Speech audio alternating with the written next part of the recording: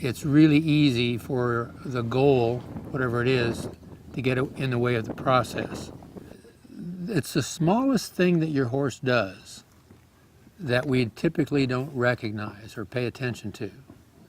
And they are so subtle, these things that your horse does. And what they're doing is they're trying to say, what am I supposed to do? And if we're not paying attention to their efforts, I think what happens to the horse is they think, well, that didn't work. In other words, I'm not paying attention to them, and so they get frustrated with the procedure, and then they jump off and say, well, maybe it's this and maybe it's that, and pretty soon everything is just going haywire because they never clearly understood what it was they were being asked to do in the first place. There is no completion in a clinic. I mean, you don't fix things in a clinic. They are hopefully to give you if everybody walks out with an understanding of what they're doing and why they're doing it, most importantly, why. I mean, you can always do the physical, and you watch somebody do something and you can mimic that physical. But if you truly understand why you're doing something, that then gives you something to go home with and have something to work with. Because it's hard sometimes, if you're under instruction and then you're by yourself, it's almost like when anybody here fly? When you take your first solo, all of a sudden, whoop, well, okay, I can't ask any questions now. I got to figure this out. When you're at home with the horse, after you go through some kind of a thing like this, that's actually where you learn more. When you're by yourself, if you truly understand why you're doing the things you're doing, when you're by yourself is when you actually learn more. Because when you're if somebody's shadowing you and or telling you, no, do this, do this, do this, so you're waiting for that person to tell you what to do. And when you no longer have that person to tell you what to do, now you have to go, no, okay, now what do I do? You and the horse. Yeah, so this is where your animal actually becomes your teacher. And that is always the goal, hopefully for every horseman, that the real teacher is the animal that they're working with. But so much of the time we become so focused on something, and if you watch a lot of different clinicians in their work, you will find yourself trying to be that clinician.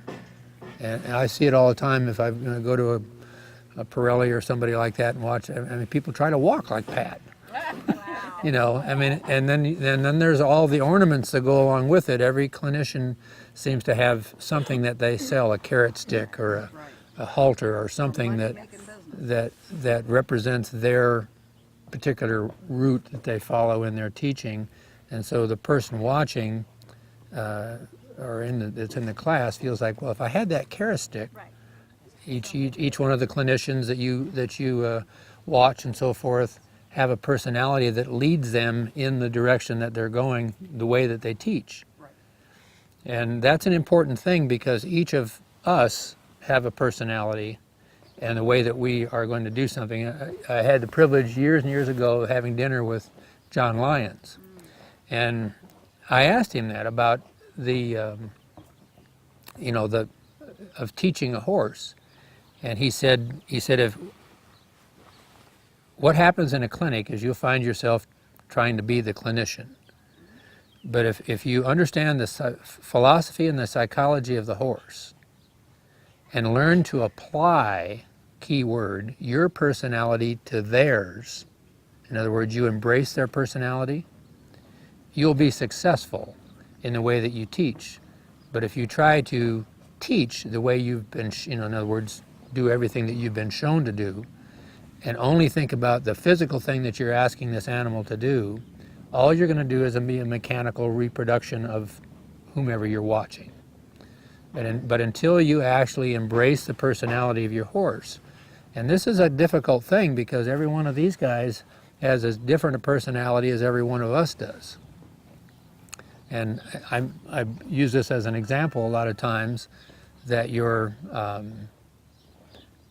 a really good salesman, when you walk in the door, will identify your personality and embrace it, and you'll be sold something that you didn't know you wanted.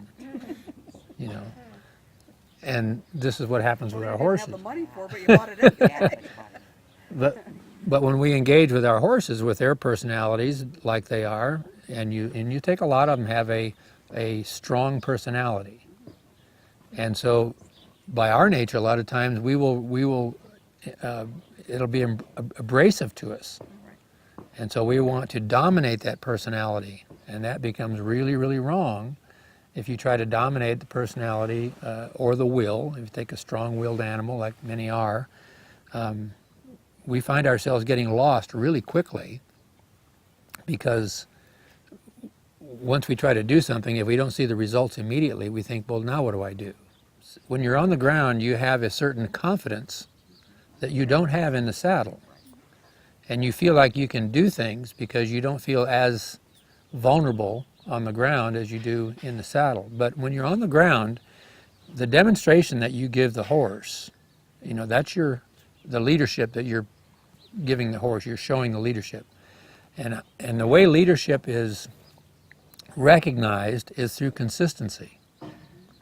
And if any of us are not consistent in the way that we approach, the horse will recognize that immediately, because how they fit into their environment is always based on consistency, whomever the horse is that happens to be kind of pulling the strings. And that's why we try to really emphasize the importance of studying the muscle decisions of your horse. That's your timing. And without the ability to read the horse, you have no way of concluding a decision on the horse. And it's not hard. All it takes is observation. For me personally, I really detest the term of a horse whisperer. I hate that, because it puts almost a mystical image on the whole thing, and that anybody can do it. All it takes is a desire to pay attention to the animal. So anybody, if you're really watching, and you'll see people that have a particular sense about how a horse thinks and works. It doesn't have to be a person that even knows anything about horses. They can walk into an environment with a horse, and that horse will just kind of be all over them. And I've seen it here.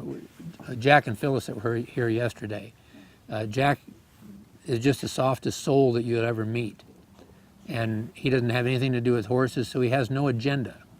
And we've had horses here that were just totally standoff, didn't want to be near anybody. But when Jack goes in there to clean the pens, and that's what he likes to do, that horse will be all over him. And so all of that stuff plays into your mental approach to your horse. And there is, like I said, there is nothing mystical about it. It's just observation. That's why these muscle things, when you're on the ground, if you really find yourself paying attention to what the muscles are doing, you'll see the preparation for a decision before the decision actually happens. And as you start to recognize that, when you see the horse start to, for a backup, you'll see those muscles start to contract. If you're paying attention to it, you won't see it in yourself, but you'll actually change. There's something about your body that will just allow that horse to finish that decision. But if you're not paying attention, you'll find yourself becoming so insistent on the finish of that decision that you'll not let the horse do it, you'll make him do it. and that's the difference. And when we're doing the ground school thing, those of you that have gone through that, when we're doing the lead line management, when the horse is traveling around and we change the direction causing that forehand stop, what you're watching when you see it done is this going on, but what you're thinking is this is going on, to stop the horse. So you feel like this is how he's stopping the horse. But all it is just touching that line and moving your hand is what stops the horse. Because you're watching the muscles, and so you're not trying to make something happen. When you see the muscles happening, you see it happening before your eyes, so letting it happen. So now when you're up here on the horse and you're asking for a single rein backup, as you pick up that line, there is, you can think of it as kind of the first energy to a decision. So you pick up that line and you see the horse do this. Nothing's happened to the feet, nothing's happened anywhere, but the horse's head slightly changed. That's the beginning of a decision. And this is where you absorb that, you watch it, and try to recognize that this happened. You don't necessarily know what's going to happen next, but as soon as you start to pay attention to the smallest things, as this evolves, you'll connect the dots just like that, because you'll know something is happening. And it doesn't always conclude the way you envisioned it, but you have to pay attention to how it happened so that you can be part of it the next time. So when you first start doing something, you'll find yourself wanting to see it happen because you're first doing it. And if it's not doing it, you go, oh, it's not working. It's not working because you're not working. In other words, if you're willing to quit in the middle of a process because it didn't look the way you thought it would, the horse goes, well, I guess that was it. and I that, did what you wanted. yeah, cool, huh? You know, On vacation again. and so this is the whole process. And realize that every horse's attention span is approximately 3 seconds. Okay? Now they can devote their attention to you almost endlessly at various, during education or doing riding and stuff like that, doing particular things. But their attention span is about 3 seconds. And so when you're doing repetition of a decision, you're working within that 2 to 3 second bracket. And this is what keeps keeps things flowing in their understanding. So when you're doing that, if you realize that you're in that window, and you think to yourself, oh, it's 2 to 3 seconds, in your mind you're thinking, well, that's just really fast, but 1001, 1002, that's really slow. 3 seconds is a slow process. But if you find yourself missing that window, then you have to come back and reopen the window. And that's all there is to it. So every time something doesn't work right, you don't want to find yourself thinking, oh man, this isn't working. It's not working because it's not time to work yet. In other words, you have to find that process.